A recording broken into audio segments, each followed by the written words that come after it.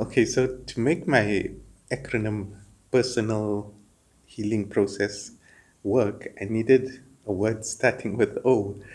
And so I chose organic because it brings together certain diverse elements that I wanted to include in the model. Like organic, it means things happening naturally and in an unforced way.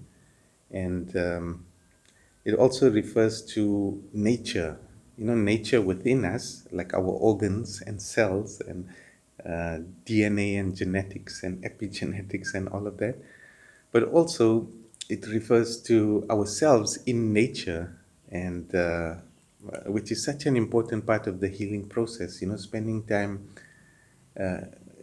outside of the man-made built-up environment and all its noise and chaos and pollution and stress and toxicity and all of that, and going into pure, pristine, beautiful nature, the forests and the wild places, where you really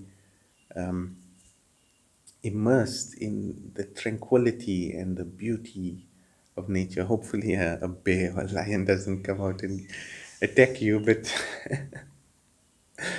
yeah, predators aside, nature is really calming and peaceful, and yeah, we need to make as much time as possible to spend in nature.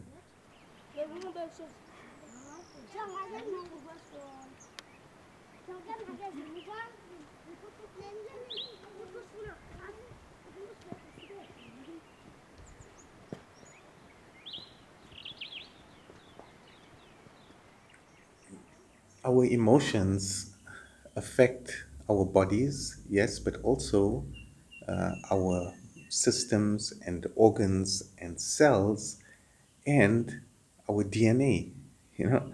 So even in the womb, the mother's emotional state means that certain hormones and neurotransmitters are flowing in the blood of the child, and this affects the expression of genes. So while the child's cells are differentiating and switching on and doing the things that they need to do to build this body, the specific genes, there are many just different genes, and the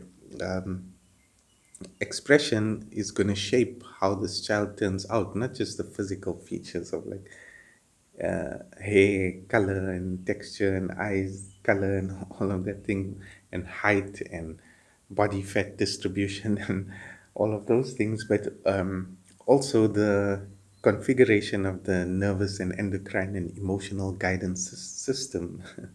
So the presence of cortisol has been shown to affect how our telomeres function. The telomeres make sure that DNA is being copied properly, accurately. And so, having excessive amount of cortisol in the blood for prolonged periods causes minor errors in copying genetic material, which results in cancer. And so, a lot of people who have cancer have chronic anxiety, and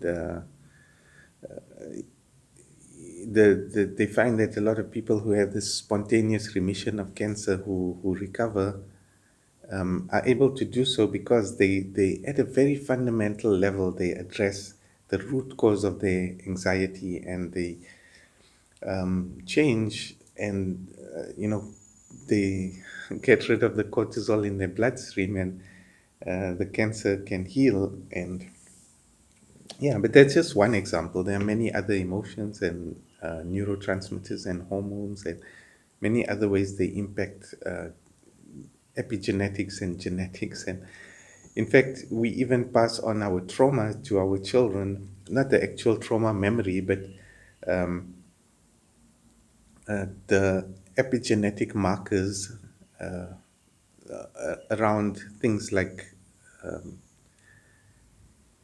stress and anxiety, for example. So we pass on those epigenetic markers to our kids, and they influence their tolerance and susceptibility to stress and anxiety.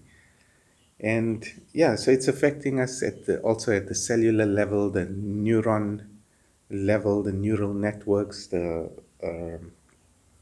organs, how our organs function and what we do to our organs.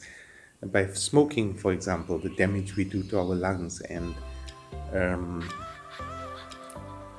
the foods we eat, and overeating junk foods, the damage we do to our gastrointestinal tract and our stomach and our intestines and all of that.